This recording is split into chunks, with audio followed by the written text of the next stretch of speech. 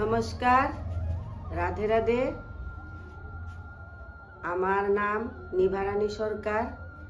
আমি এই জ্ঞান কিমতি সৎসঙ্গের সঙ্গে আজ 2 বছর ধরে জড়িত। আমার বাড়ি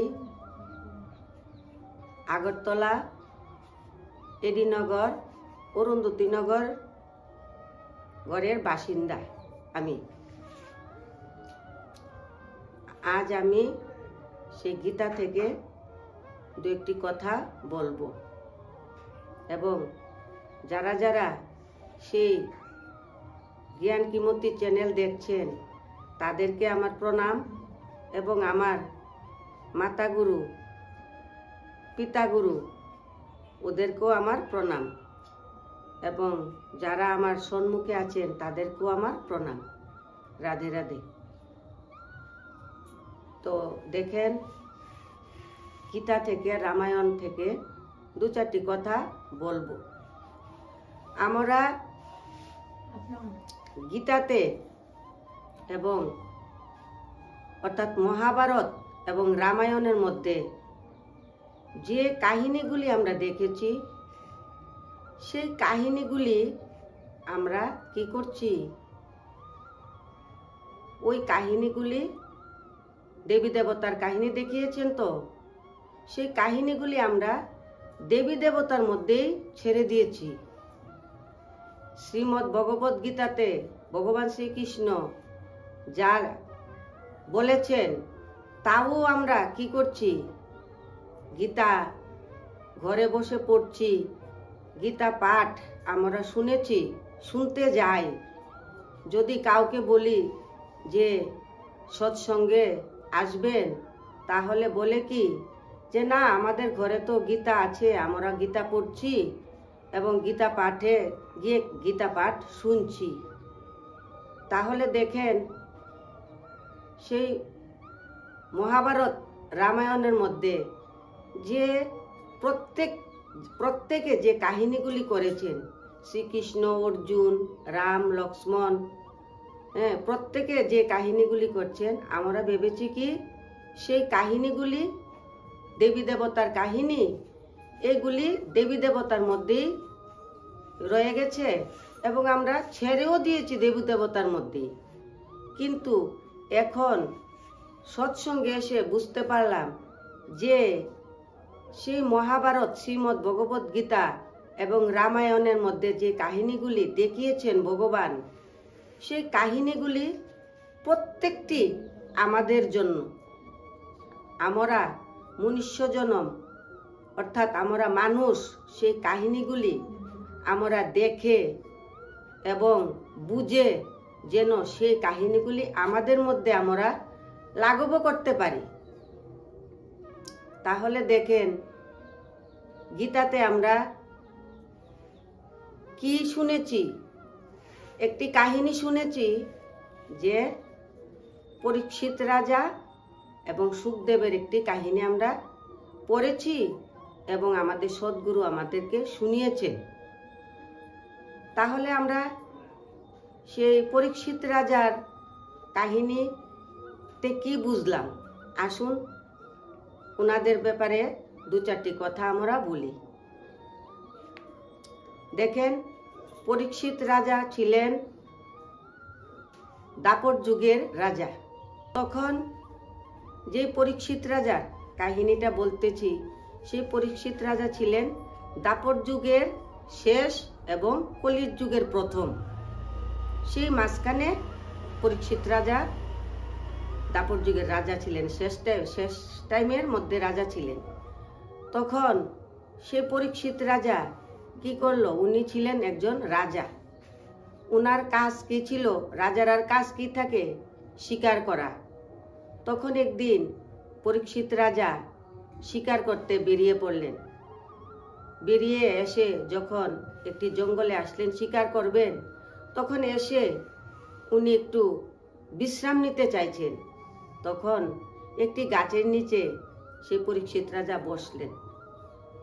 বসার পর উনি দেখতে পেলেন কি, ওনার সামনে সেই কলি এসে দাঁড়িয়েছেন। তখন পরীক্ষিত রাজা বললেন, তুমি কে? তুমি এখানে কি করছো? তখন কলি বললেন পরীক্ষিত রাজাকে যে আমি কলি, আমি আপনার কাছে আসছি রাজামশাই, আমাকে আপনার দুনিয়াতে স্থান দিতে হবে। তখন পরীক্ষিত রাজা বললেন যে আমার দুনিয়াতে তোমার স্থান নেই, কারণ আমার দুনিয়াতে প্রত্যেকে সুখে আনন্দে বাস করছেন। তোমাকে স্থান যদি আমি দেই তাহলে প্রত্যেকে দুঃখী হবে, অশান্তিতে ভুগবে, টেনশনে ভুগবে, কাজেই তোমাকে আমি আমার দুনিয়াতে স্থান দেব না। তখন কলি বললেন যে হে মহারাজ, নিয়ম মতে তো আপনি আমাকে স্থান দিতেই হবে, কারণ দাপর শেষে কলি আসবে, এটাই তো সত্য। আপনি না চাইলেও আপনি বাধ্য আমাকে দিতে হবে। কারণ যেমন দেখেন, একটি মাতার ঘরে যখন দুটি সন্তান জন্ম নেয়, একটি সন্তান জ্ঞানী থাকেন আর একটি সন্তান অধর্মী থাকেন, তখন সে পিতৃ সম্পত্তি যেমন দুই ছেলেকেই ভাগ করে দিতে হয়, বাধ্য, সেই পিতামাতা বাধ্য যে জ্ঞানীকেও দিতে হবে, অজ্ঞানীকেও দিতে হবে।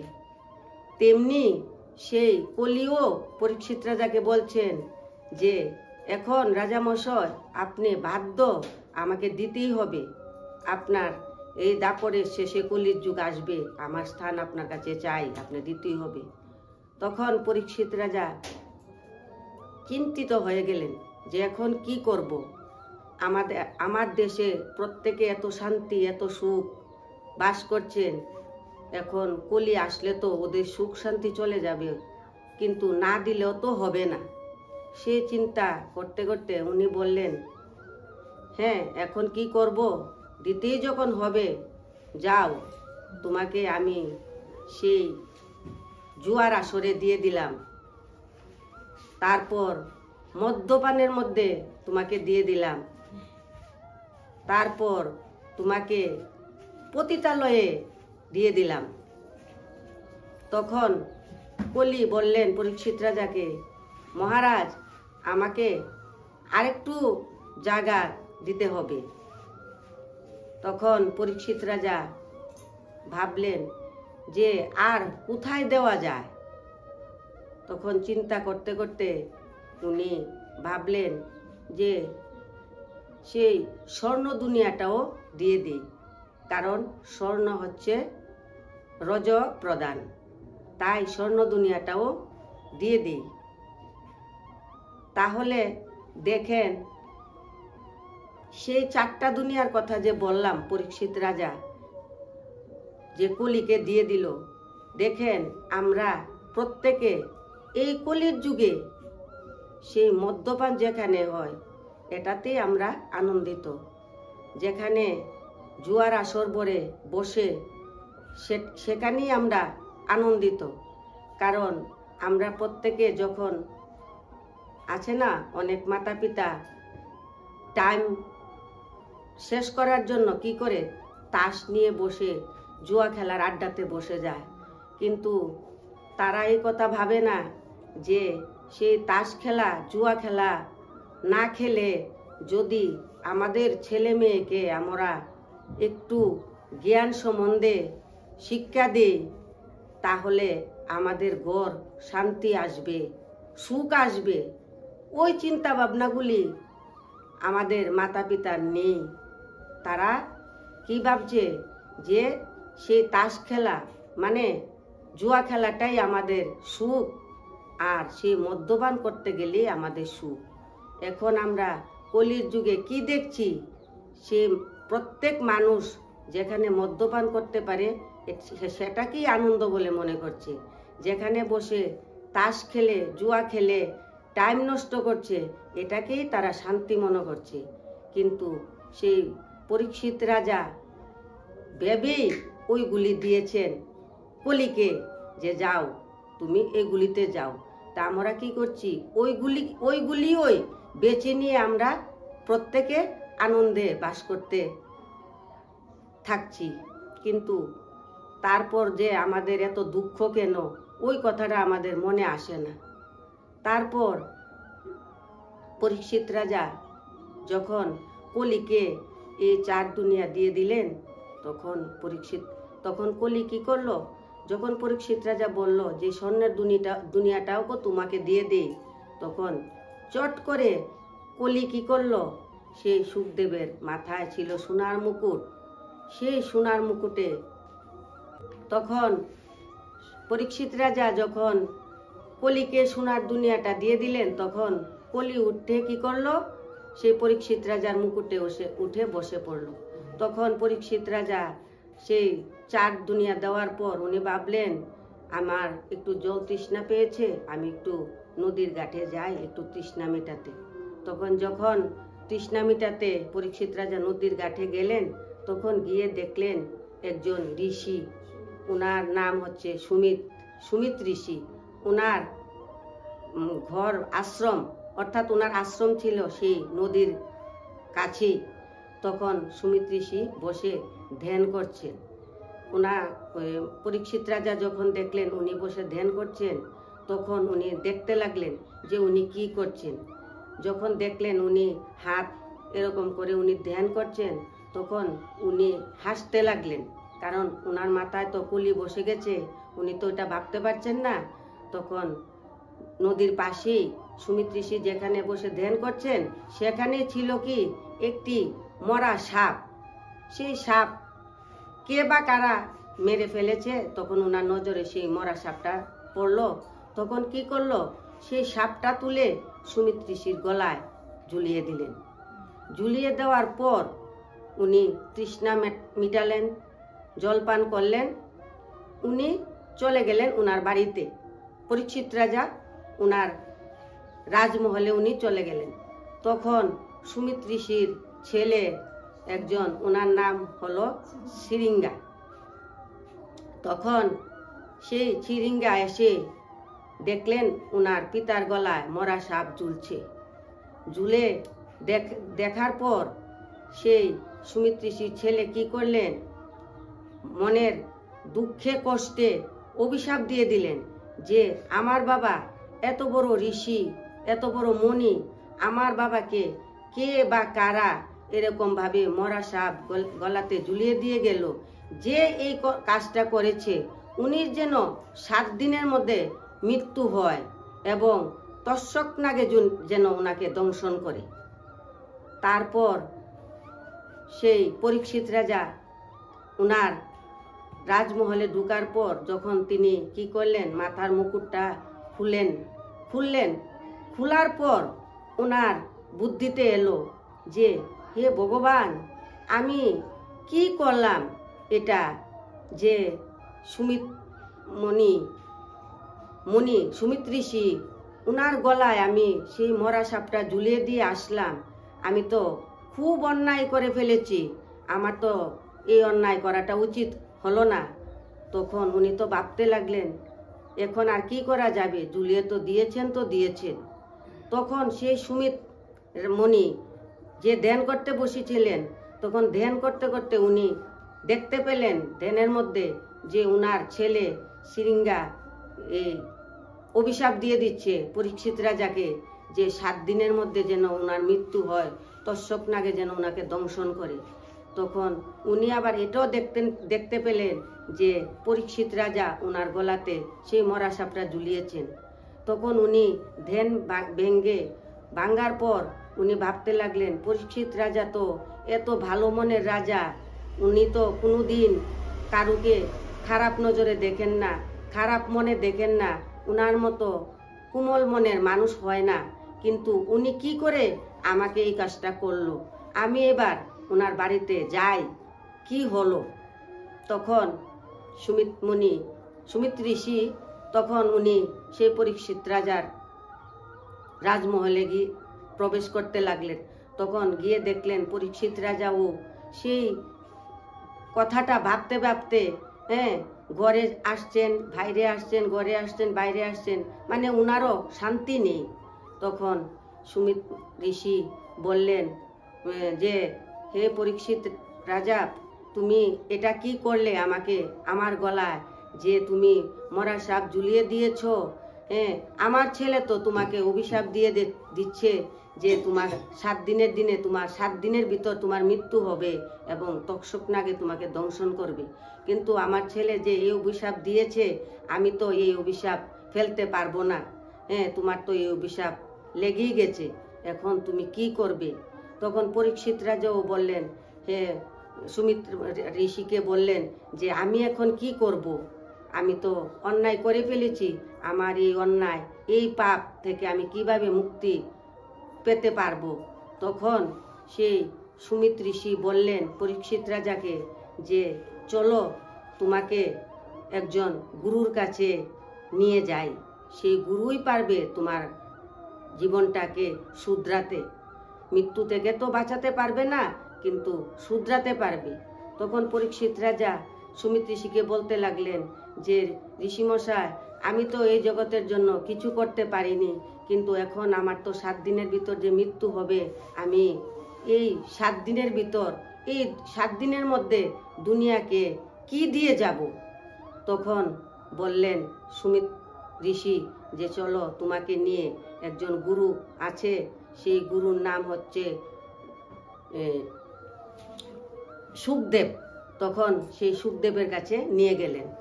তখন যখন সুখদেবের কাছে যান পরীক্ষিত রাজা এবং সুমিত্র ঋষি, যাওয়ার পর গিয়ে সুখদেবকে বললেন যে আমি তো এমন ঘটনা করেছি সুমিত্র ঋষিকে, এখন ওনার ছেলে তো আমাকে অভিশাপ দিচ্ছে, আমি 7 দিনের ভিতর আমার মৃত্যু হবে, 7 দিনের ভিতর আমাকে তক্ষক নাগে দংশন করবে। এখন আমি গুরু এই দুনিয়াকে কি দিয়ে যাব? আমি তো দেওয়ার মতো আমার কাছে কিছুই নেই।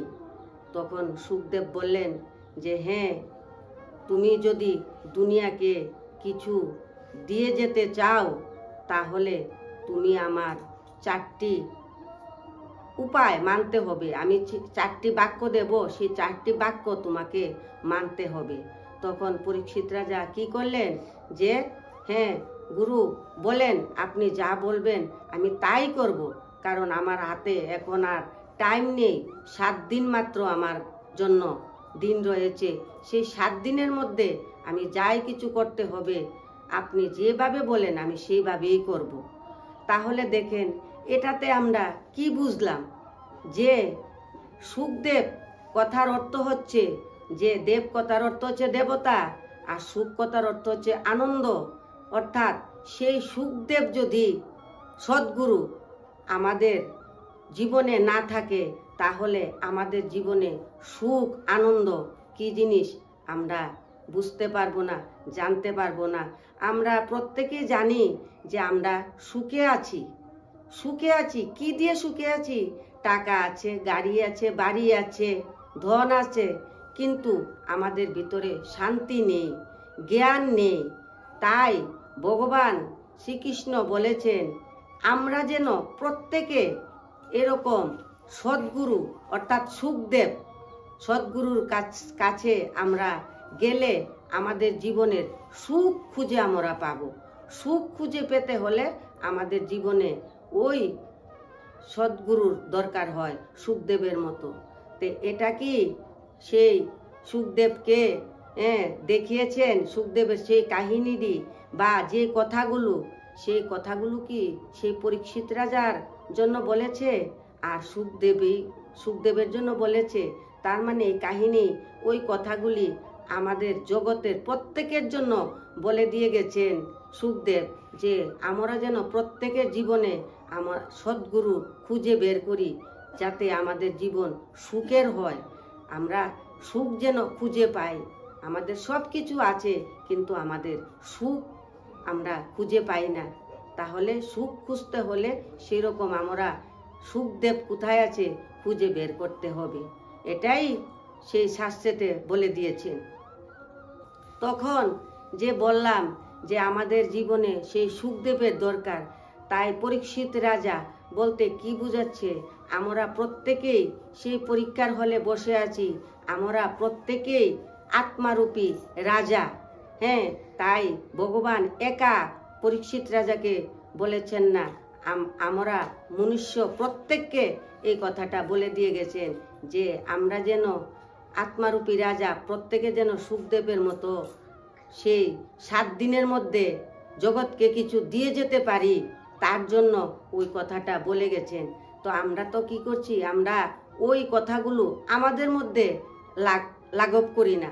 আমরা প্রত্যেকেই কি করি, যে কাহিনী ভগবানের কাহিনী ভগবানের উপরই ছেড়ে দেই এবং ছেড়ে দিয়ে আসছি।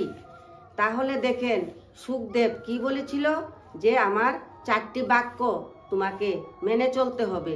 তখন পরীক্ষিত রাজা কি বললেন যে হ্যাঁ গুরুজি বলেন কি কি সেই 4টি বাক্য আমি মেনে চলবো।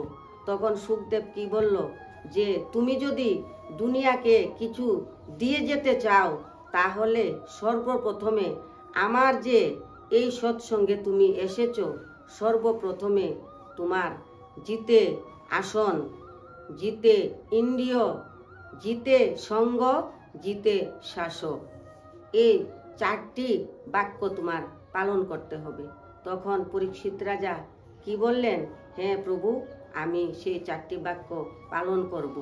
তখন সেই 4টি বাক্য যে সুখদেব দিয়েছেন তাতে আমাদেরকে কি বুঝিয়েছেন যে আমরা প্রত্যেক যখন সৎসঙ্গে আসব, সদ্গুরুর কাছ থেকে আমরা সত্য জ্ঞান জানতে চাইব, তখনই আমরা সর্বপ্রথমে আমরা কি করতে হবে, জিতে আসন, মানে আমাদের আসন সর্বপ্রথমে জিততে হবে। তাহলে কিভাবে সেই আসন জিতব? ভগবান কি বলেছেন যে আমরা যখন জ্ঞান শুনতে বসি আমাদের যেন অন্য কোনো বাইরের চিন্তা ভাবনা আমরা যেন ছেড়ে দিয়ে আসি।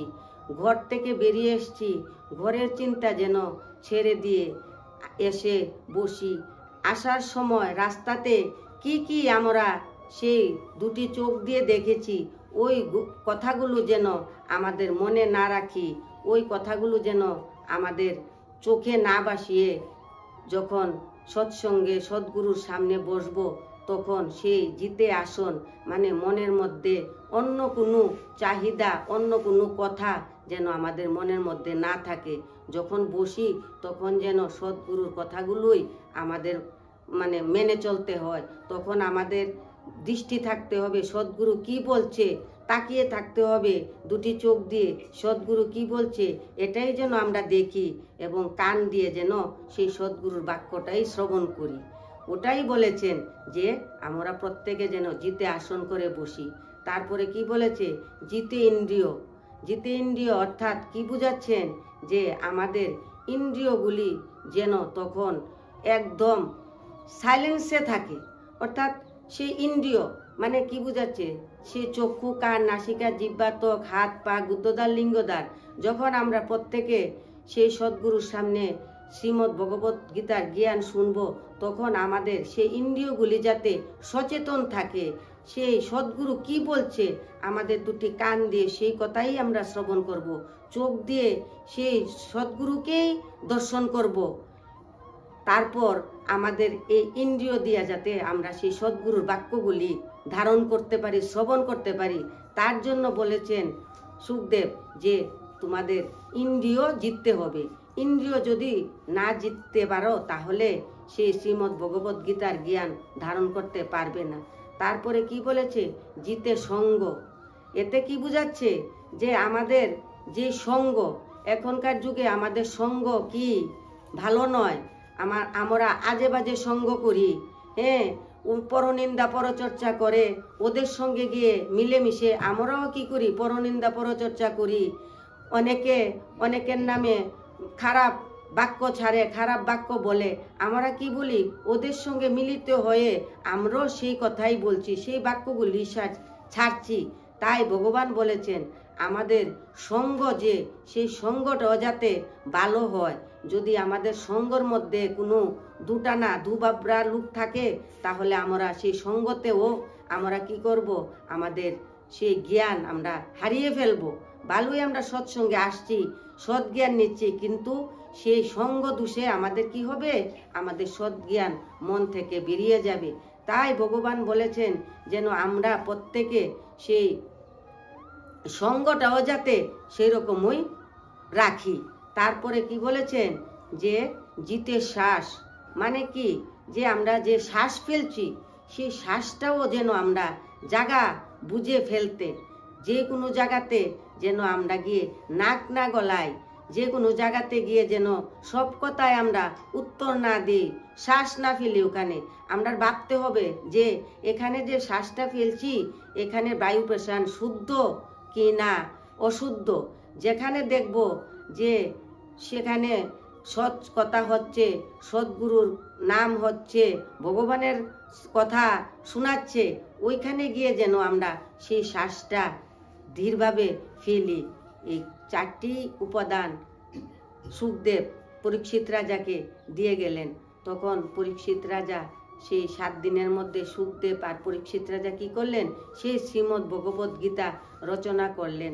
তাই ভগবান বলেছেন যে পরীক্ষিত রাজা সুখদেব মিলে তো গুরু এবং শিষ্য মিলে তো শ্রীমদ্ ভগবত গীতা জগতের জন্য দিয়ে গেছেন। তাহলে আমরা যে আত্মারূপী প্রত্যেকে রাজা, আমরা ভগবানের বাচ্চা, হ্যাঁ, আমরা এই দুনিয়ার জন্য কি দিয়ে যাব।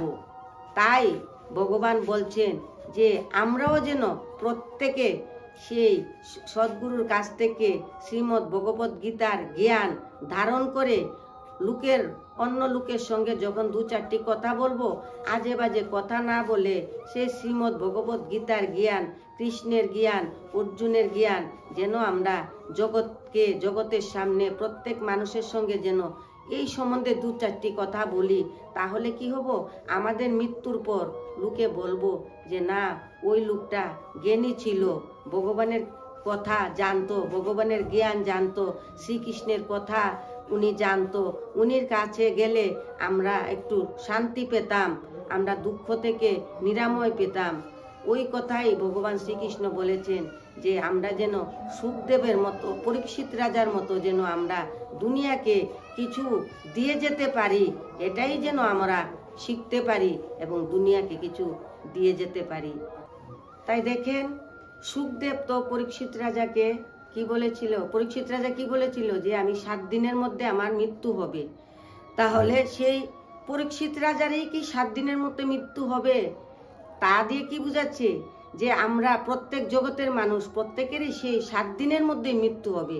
সেই 7 দিন কি রবি, সোম, মঙ্গল, বুধ, বৃহস্পতি, শুক্র, শনি, প্রত্যেকেরই যখন আমরা মৃত্যু হবে আমাদের, সেই রবি, সোম, মঙ্গল, বুধ, বৃহস্পতি, শুক্র, শনির মধ্যেই, এই একটি দিনের মধ্যে, একটি না একটি বারের মধ্যেই আমাদের মৃত্যু হবে।